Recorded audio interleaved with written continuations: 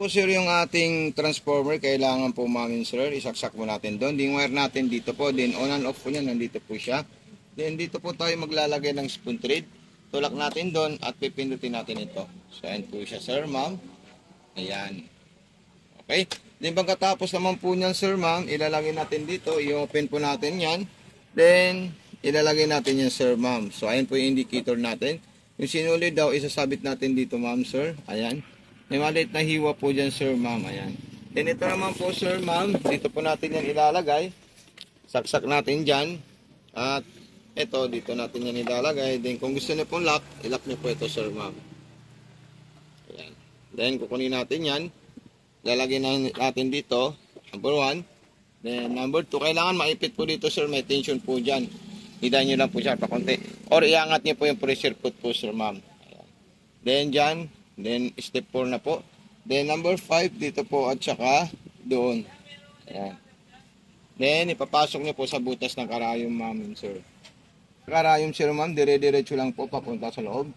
Then, pag naipasok nyo po at nakuha nyo po yung sinulid ng galing sa karayom, huwag nyo po kalimutan ikutin ito, sir, ma'am, para makain niya po yung sinulid ng galing sa ilalim. So, ayan po siya. Ayan. Okay? Then, pagkatapos naman po nyan is ipapasok natin doon sa likod. At isasarado natin yung sir ma'am. Then, magte-test po tayo ng tela natin ma'am. And sir, ito po, maong po yan. Okay? So, dalawang patong, kaya nyo po tahiin dito ma'am. Huwag nyo po siya sobrahan. Then, straight line, ayan po siya. Okay? So, hindi na po pwede ikutin. Dito naman po yung ikot niya pag gusto nyo pong another design sir ma'am. And at dapat po, yung karayom po natin is nakataas po siya bago natin ito ikutin. So, button start, ayan po siya. Ayan. Then atras abante, ito po siya. Napaka-solid po siya. Ganito po siya sir ma'am. Ayan. Okay, so ayan po yung stitches natin. Medyo malalayo po siya. Kung gusto niyo po masinsin at dikit-dikit, i-adjust niyo lang po ito ma'am sir. Ayan. Yung katulad din po yan sa zigzag. Kung tayo po ay magsisigsag, ito po siya. Ilalagay po natin dyan yung sa zigzag natin. At pang-aging. Yung pang-aging niya po sir, ito po yung nilagay ko kasi ito po yung compatible. So yung isa po sir na nakita po sa live selling natin, so hindi po siya pwede sir, kasi wala po siyang pressure foot na ganito sir, wala po siyang pressure foot. Unlike ito, talaga po sa kanya po to sir ma'am. Okay, so napakaswerte niyo po dahil na-check out po na may cutter po siya at i-demo natin dito. So ayan po yung mga multiple stitches na pwede na gawin. Ayan, like zigzag, edging, garterized, at kung ano-ano pa po sir ma'am. Okay, so gagawa po tayo ng button holder natin. Ayan po siya. Mamaya, kapaliwanag ko po sa inyo kung ano po yung pang-aging. Ayan, button holder po tayo sir. So, pag button holder, itatapat natin dun sa may arrow. Din one tayo dito. Ayan, lock po yan sir ma'am. Ayan. Then, punta po tayo sa number 1 or number 3. Kasi ano po siya, pa backward or forward. So, ayan po siya, pa-atras po yung number 3. Then, lock tayo ulit. Ayan.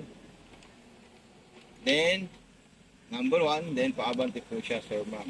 So button holder po yung pinagawa natin sa kanya. So ito po siya yung button holder natin na napakaganda at napakasolid. So hihiwain na lang po yan sir ma'am. Okay. Then ang susunod naman po natin dyan is mag-aging na po tayo at ilalagay na natin ito. So pag mag-aging po tayo, meron po tayong freebies na tornilyo. Tatanggalin natin yan lahat ma'am and sir. Ayan. Natanggal natin yan. So igaganito lang natin yan. At ito pong ano natin, itong may usli dito may butas, kailangan po so, umalsa po dyan doon. Ayan po sir ma'am. Kaya pang aging lang natin, zigzag lang po siya ma'am sir. Ayan. Ito, isasabit din natin dito yan na huwag niyo po kakalimutan. At papanoorin po itong full video natin sir ma'am. So ayan po siya, nakaalsa po siya dyan.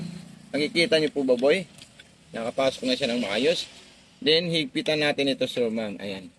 Meron po tayo sa gilid na hinihigpitan at tinotornilyohan. Kasi kailangan po, tighty po yan para hindi po siya humiwalay dito sa ating sewing machine. So, ayan po siya. Ayan. Napaka-solid po ito, sir, ma'am. Okay? Kay ma'am or sir Marvin Montino. So, ayan po siya. Ayan. Then, papaliwanag natin yung aging niya, sir, sa'yo. So, ito, ipapakat po natin sa kanya po, sir. Kailangan itong tela natin, may pasok po natin doon. Ayan po. Then, pag may pasok natin siya dyan, so, ibababa niyo po ito, sir. Ayan.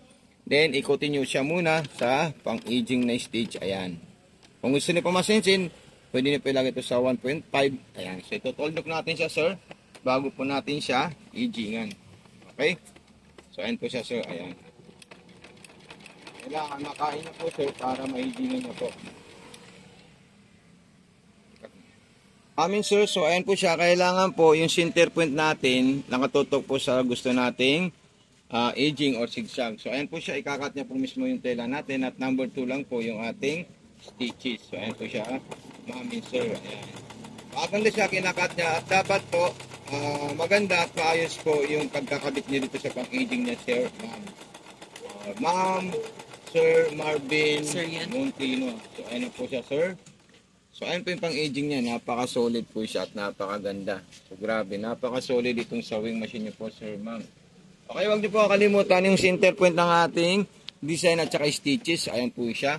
Then, pagtatanggalin po natin to, Sir Marvin Montino. So, ayun po siya. Ito po yung freebies ng transformer.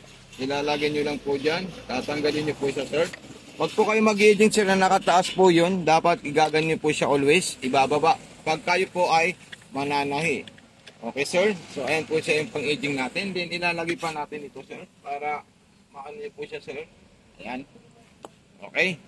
So, ito, freebies nyo pa yun, sir. Kasi, ito, hindi talaga para sa kanya yan. Pero, ano natin sa'yo?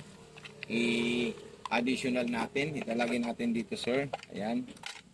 Then, lagay pa natin, hindi kasya. So, yung tornilyo at saka yan.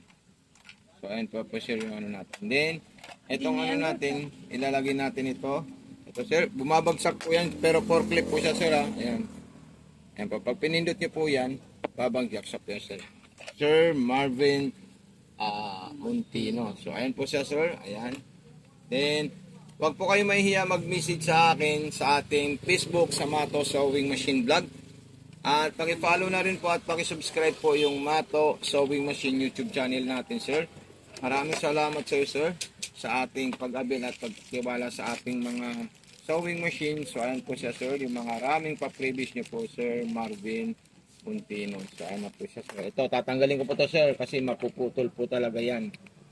Hindi pwedeng hindi natin tanggalin yan. So, ayan po siya, Sir Marvin Montino. So, ito, itatali ko lang po siya dito, sir. Ayan. Ayan po, 2 beses. Tanggalin nyo lang po siya ng maayos, sir. Ayan, ito pa yung freebies niya. Okay, so okay na, boy.